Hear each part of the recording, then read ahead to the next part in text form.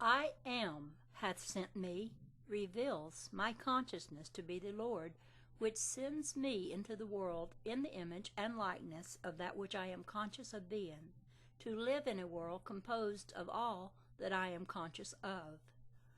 I am the Lord, and there is no God beside me, declares my consciousness to be the one and only Lord, and beside my consciousness there is no God. Be still and know that I am God means that I should still the mind and know that consciousness is God. Thou shalt not take the name of the Lord thy God in vain. I am the Lord, that is my name. Now that you have discovered your I am, your consciousness, to be God, do not claim anything to be true of yourself that you would not claim to be true of God. For in defining yourself, you are defining God.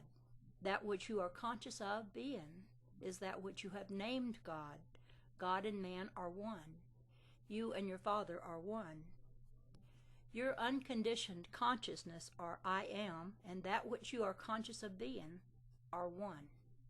The conceiver and the conception are one.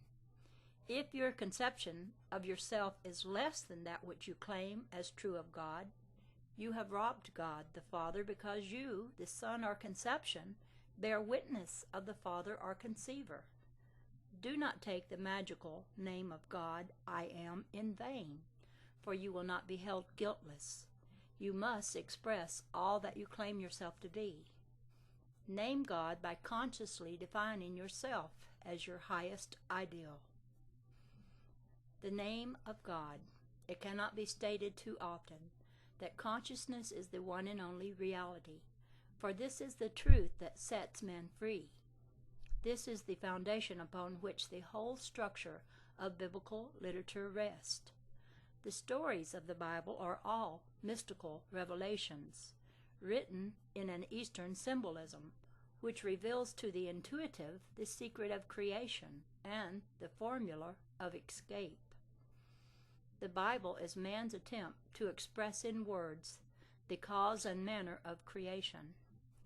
Man discovered that his consciousness was the cause or creator of his world, so he proceeded to tell the story of creation in a series of symbolical stories known to us today as the Bible. To understand this greatest of books, you need a little intelligence and much intuition. Intelligence enough to enable you to read the book, and intuition enough to interpret and understand what you read. You may ask, why was the Bible written symbolically?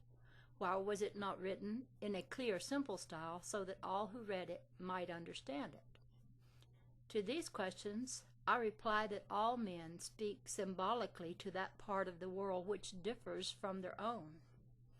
The language of the West is clear to us of the West, but it is symbolic to the East and vice versa. An example of this can be found in the Easterner's instruction, "If thy hand offend thee, cut it off." He speaks of the hand not as the hand of the body, but as any form of expression, and thereby he warns you to turn from that expression in your world which is offensive to you. At the same time, the man of the West would unintentionally mislead the man of the East by saying, "This bank is on the rocks," for the expression "on the rocks" to the Westerner is equivalent to bankruptcy, while a rock to an Easterner is a symbol of faith and security. I will liken him unto a wise man which built his house upon a rock. And the rain descended, and the floods came, and the winds blew, and beat upon that house, and it fell not, for it was founded upon a rock. To really understand the message of the Bible, you must bear in mind that it was written by the Eastern mind, and therefore cannot be taken literally by those of the West. Biologically, there is no difference between the East and the West. Love and hate are the same. Hunger and thirst are the same. Ambition and desire are the same, but the technique of expression is vastly different. The first thing you must discover if you would unlock the secret of the Bible is the meaning of the symbolic name of the Creator, which is known to all as Jehova. This word, Jehova, is composed of the 4 Hebrew letters, Jod He Vau He. The whole secret of creation is concealed within this name. The first letter, Jod, represents the absolute state of consciousness, unconditioned. The sense of undefined awareness, that all-inclusiveness out of which all creation or conditioned states of consciousness come.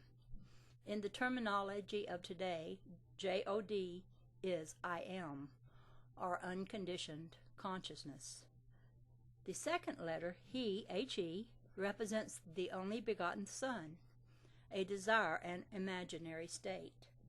It symbolizes an ideal, a defined subjective state, or clarified mental picture. The third letter, Vau, Jod He Vau He, symbolizes the act of unifying or joining the conceiver, Jod, the consciousness desiring, to the conception, He, the state desired, so that the conceiver and the conception can become one. Fixing a mental state consciously defining yourself as the state desired, impressing upon yourself the fact that you are now that which you imagined or conceived as your objective, is the function of the Vau. It nails or joins the consciousness desiring to the thing desired. The cementing or joining process is accomplished subjectively by feeling the reality of that which is not yet objectified. The fourth letter, He, represents the objectifying of this subjective agreement. The Jod He Vau makes man, or the manifest world, He, in the image and likeness of itself, the subjective conscious state. So the function of the final He is to objectively bear witness to the subjective state, Jod He Vau. Conditioned consciousness continually objectifies itself on the screen of space.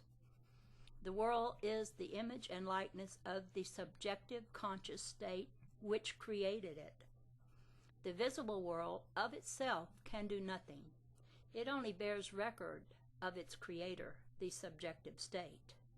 It is the visible Son, He, bearing witness of the invisible Father, Son, and Mother, Jod He Vau, a Holy Trinity, which can only be seen when made visible as man or manifestation. Your unconditioned consciousness, Jod, is your I am, which visualizes or images a desirable state, He, and then becomes conscious of being that state imagined by feeling and believing itself to be the imagined state. The conscious union between you who desire and that which you desire to be is made possible through the Vod, or your capacity to feel and believe. Believing is simply living in the feeling of actually being the state imagined by assuming the consciousness of being the state desired. The subjective state symbolized as Jod He Vau then objectifies itself as He, Jod He Vau He, thereby completing the mystery of the Creator's name and nature. Jod He Vau He, Jehova. Jod is to be aware, He is to be aware of something, Vod is to be aware as, or to be aware of being that which you were only aware of. And the second He is your visible, objectified world, which is made in the image and likeness of the Jod He Vau, or that which you are aware of being. And God said, let us make man in our image, after our likeness. Let us, Jod He Vau, make the objective manifestation, He, in our image, the image of the subjective state. The world is the objectified likeness of the subjective conscious state in which consciousness abides.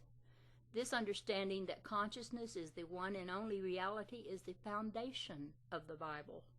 The stories of the Bible are attempts to reveal in symbolic language the secret of creation, as well as to show man the one formula to escape from all of his own creations. This is the true meaning of the name of Jehova.